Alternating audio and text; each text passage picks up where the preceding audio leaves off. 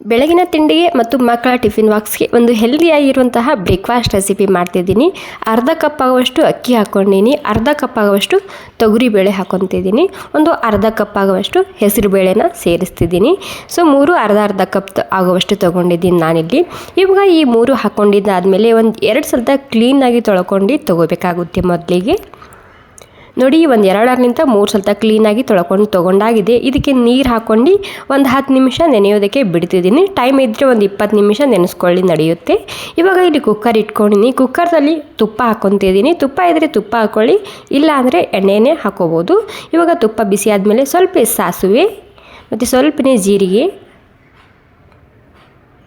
ಮತ್ತು ಒಂದು ಸ್ವಲ್ಪನೇ ಕರಿಬೇವು ಸೊಪ್ಪು ಸೇರಿಸ್ತಿದ್ದೀನಿ. ಇವಾಗ ಸಾಸಿವೆ ಜೀರಿಗೆ ಸಿಡಿಬೇಕು, ಅಲ್ಲಿ ತನಕ ವೇಟ್ ಮಾಡಿ. ಸಿಡಿದಾದ್ಮೇಲೆ ನಾನಿಲ್ಲಿ ಒಂದು 2 ಈರುಳ್ಳಿನ ಸೇರಿಸ್ತಿದ್ದೀನಿ, ಸಣ್ಣದಾಗಿ ಕಟ್ ಮಾಡ್ಕೊಂಡು. ಇವಾಗ ಈರುಳ್ಳಿ ಸ್ವಲ್ಪನೇ ಕೆಂಪಾಗಬೇಕು, ಮೀಡಿಯಮ್ ಗ್ಯಾಸ್ನಲ್ಲಿ ಇದನ್ನು ಹುರ್ಕೊಂಡು ತೊಗೊತಿದ್ದೀನಿ. ಮತ್ತು ನಿಮಗೆ ರಾತ್ರಿ ಊಟಕ್ಕೆ ಏನಾದರೂ ಸ್ಪೆಷಲ್ಲಾಗಿ ಹೆಲ್ದಿಯಾಗಿ ಮಾಡಬೇಕು ಅಂದ್ಕೊಂಡ್ರೆ ಈ ರೆಸಿಪಿನ ಟ್ರೈ ಮಾಡ್ಬೋದು.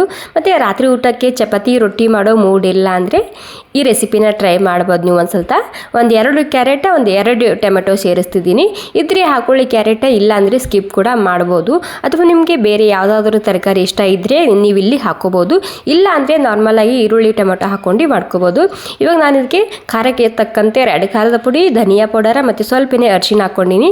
ಮತ್ತು ಮೇನ್ ಪಾಯಿಂಟ ಇದರಲ್ಲಿ ಸಾಂಬಾರು ಪೌಡರ್ ಸೇರಿಸ್ತಿದ್ದೀನಿ. ಸಾಂಬಾರು ಪೌಡರ್ ಇಲ್ಲ ಅಂದರೆ ಮಸಾಲೆ ಖಾರ ಇದ್ದರೆ ಅದನ್ನು ಕೂಡ ಹಾಕ್ಕೋಬೋದು ಇದರಲ್ಲಿ. ಓಕೆ, ಇವಾಗ ಒಂದು 2 ಚಮಚ ಸಾಂಬಾರು ಪೌಡರ್ನ ಹಾಕ್ಕೊಂಡು ಮಿಕ್ಸ್ ಮಾಡ್ಕೊತಿದ್ದೀನಿ. ಇವಾಗ ಮಸಾಲೆ ಈ ರೀತಿ ತುಪ್ಪದಲ್ಲಿ ಒಂದು ಸ್ವಲ್ಪನೇ ಹುರ್ಕೋಬೇಕಾಗುತ್ತೆ. ಓಕೆ ನೋಡಿ, ಎಲ್ಲ ಸೇರಿಸಿ ಸ್ವಲ್ಪನೇ ಹುರ್ಕೊಂಡಾದಮೇಲೆ ನೀವು ನೋಡ್ತಿರ್ಬೋದು ಎಷ್ಟು ಸರಿಯಾಗಿ ಕಾಣ್ತಿದೆ ಅಂತೇಳಿ. ಇವಾಗ ಈ ನೆನೆಸಿದಂತಹ 3 ಸಾಮಗ್ರಿ ಇದರಲ್ಲಿ ಸೇರಿಸ್ತಿದ್ದೀನಿ. ನಾನಂತೂ ರಾತ್ರಿ ಅಡುಗೆ ಮಾಡೋಕ್ಕೆ ಮೂಡಿಲ್ಲ ಅಂದರೆ ಈ ರೆಸಿಪಿನೇ ಟ್ರೈ ಮಾಡ್ತೀನಿ. ತುಂಬಾ ಹೆಲ್ದಿಯಾಗಿ ರುಚಿಯಾಗಿರುತ್ತೆ. ಮತ್ತು ಬಿಸಿ ಬಿಸಿ ಮೇಲೆ ಒಂದು ಸ್ವಲ್ಪನೇ ತುಪ್ಪ ಹಾಕ್ಕೊಂಡು ತಿಂದು ನೋಡಿ ಎಷ್ಟು ರುಚಿಯಾಗಿರುತ್ತೆ ಈ ರೆಸಿಪಿ. ಇವಾಗ ನಾನಿಲ್ಲಿ ನೀರು ಸೇರಿಸ್ತಿದ್ದೀನಿ. ಇಲ್ಲಿ ನೀರು ಸುಮಾರು ಒಂದು 5ರಿಂದ 6 ಕಪ್ ಆಗುವಷ್ಟು ನೀರನ್ನ ಸೇರಿಸ್ತಿದ್ದೀನಿ.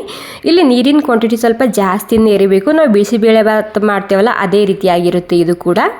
ಇವಾಗ ಎಲ್ಲನೂ ಸರಿಯಾಗಿ ಮಿಕ್ಸ್ ಮಾಡ್ಕೊಂಡಾದ್ಮೇಲೆ ಇದಕ್ಕೆ ರುಚಿಗೆ ತಕ್ಕಷ್ಟು ಉಪ್ಪನ್ನ ಸೇರಿಸ್ತಿದ್ದೀನಿ. ಉಪ್ಪು ಹಾಕ್ಕೊಂಡು ಮತ್ತೆ ಒಂದು ಸ್ವಲ್ಪ ಮಿಕ್ಸ್ ಮಾಡ್ಕೊಂಡು ಇದಕ್ಕೆ ಸುಮಾರು ಒಂದು 2ರಿಂದ 3 ಸೀಟಿ ಹೊಡ್ಸ್ಕೊಂಡು ತೊಗೋಬೇಕಾಗುತ್ತೆ. ಅದಕ್ಕಿಂತ ಜಾಸ್ತಿ ಸೀಟಿ ಕೂಡ ಹೊಡ್ಸ್ಕೋಬೋದು. ನೀವು ನೋಡಿಕೊಂಡು ನೀವು ಇಲ್ಲಿ ಈ ಸೀಟಿನ ಹೊಡ್ಸ್ಕೋಬೇಕಾಗುತ್ತೆ. ಇವಾಗ ಇದಕ್ಕೆ ನಾನು 3 ಸೀಟಿ ಹೊಡ್ಸ್ಕೊಂಡಾದ್ಮೇಲೆ ಹವಾ ಬಿಟ್ಟಿದೆ. ಹವಾ ಬಿಟ್ಟಾದ್ಮೇಲೆ ಕುಕ್ಕರ್ನ ಓಪನ್ ಮಾಡಿದ್ದೀನಿ. ಒಂದು ಅರ್ಧ ಕಪ್ ಆಗುವಷ್ಟು ಹುಣಸೆ ಹಣ್ಣಿನ ರಸನ ಸೇರಿಸ್ತಿದ್ದೀನಿ. ಮತ್ತು ಸ್ವಲ್ಪನೇ ಕೊತ್ತಂಬರಿ ಸೊಪ್ಪು ಹಾಕ್ಕೊಂಡು ಮಿಕ್ಸ್ ಮಾಡ್ಕೋಬೇಕಾಗುತ್ತೆ ಈ ರೀತಿ. ಇವಾಗ ಇದಕ್ಕೆ ಮತ್ತೆ ನಾನು ಬಿಸಿನೀರು ಸೇರಿಸ್ತಿದ್ದೀನಿ. 1ರಿಂದ 2 ಕಪ್ ಆಗುವಷ್ಟು ನೋಡ್ಕೊಂಡು ನೀವು ಇಲ್ಲಿ ಬಿಸಿನೀರನ್ನ ಸೇರಿಸ್ಕೊಳ್ಳಿ. ಇಲ್ಲಿ ಅಡ್ಜಸ್ಟ್ ಮಾಡ್ಕೋಬೇಕು ಬಿಸಿನೀರನ್ನ ಸೇರಿಸ್ಕೊಂಡು. ಇವಾಗ ಹುಣಸೆಹಣ್ಣು ಮತ್ತು ಬಿಸಿನೀರನ್ನ ಹಾಕ್ಕೊಂಡಾದ್ಮೇಲೆ ಮತ್ತೆ ಇದಕ್ಕೆ ಒಂದು 2-3 ನಿಮಿಷ ಹಾಗೆಯೇ ಇದನ್ನು ಕುದಿಸ್ಕೊಂಡು ತೊಗೊಂಡ್ರೆ ನಮಗೆ ಹೆಲ್ದಿಯಾಗಿರುವಂತಹ ರುಚಿಯಾಗಿರುವಂತಹ ಬ್ರೇಕ್ಫಾಸ್ಟ್ ರೆಸಿಪಿ ತಯಾರಾಗುತ್ತೆ. ನೋಡಿ, ಇವಾಗ ಬಿಸಿನೀರು ಮತ್ತು ಹುಣಸೆಹಣ್ಣು ಹಾಕಿದ್ಮೇಲೆ ಸುಮಾರು ಒಂದು 3ರಿಂದ 4 ನಿಮಿಷ ಆಗೋ ತನಕ ನಾನು ಮೀಡಿಯಮ್ ಗ್ಯಾಸ್ನಲ್ಲಿ ಕುದಿಸ್ಕೊಂಡು ತೊಗೊಂಡಿದ್ದೀನಿ. ಇವಾಗ ಸರ್ವ್ ಮಾಡ್ತಿದ್ದೀನಿ. ಮೇಲೆ ಬಿಸಿ ಬಿಸಿ ಇರುವಾಗ ಸ್ವಲ್ಪ ತುಪ್ಪ ಹಾಕ್ಕೊಂಡು ತಿಂದು ನೋಡಿ, ಹಾಗೆ ಬಾಯಲ್ಲಿಟ್ಟರೆ ಕರಗಿ ಹೋಗುತ್ತೆ ಇದು. ಮತ್ತು ಬಿಸಿಬೇಳೆ ಭಾತ್ ಮಾಡ್ತೇವಲ್ಲ ಅದಕ್ಕಿಂತ ರುಚಿಯಾಗಿರುವಂತಹ ಹೆಲ್ದಿ ರೆಸಿಪಿ ಇದು. ಓಕೆ, ಈ ಹೆಲ್ದಿಯಾಗಿರುವಂತಹ ರೆಸಿಪಿ ನಿಮಗೆ ಸ್ವಲ್ಪನಾದರೂ ಇಷ್ಟ ಆಗಿದರೆ ಒಂದು ಲೈಕ್ ಮಾಡೋದು ಮಾತ್ರ ಮರಿಬಾರ್ದು. ಮತ್ತು ಈ ರೆಸಿಪಿಗೆ ನೀವು ಏನಂತ ಹೆಸರಿಡ್ತೀರಂತ ನನಗೆ ಕಾಮೆಂಟ್ ಮಾಡಿ ತಿಳಿಸಿ. Okay, thank you so much. ಖಂಡಿತ ಒಂದು ಸ್ವಲ್ಪ ಟ್ರೈ ಮಾಡಿ ನೋಡಿ, ತುಂಬಾ ರುಚಿಯಾಗಿ ಬರುತ್ತೆ.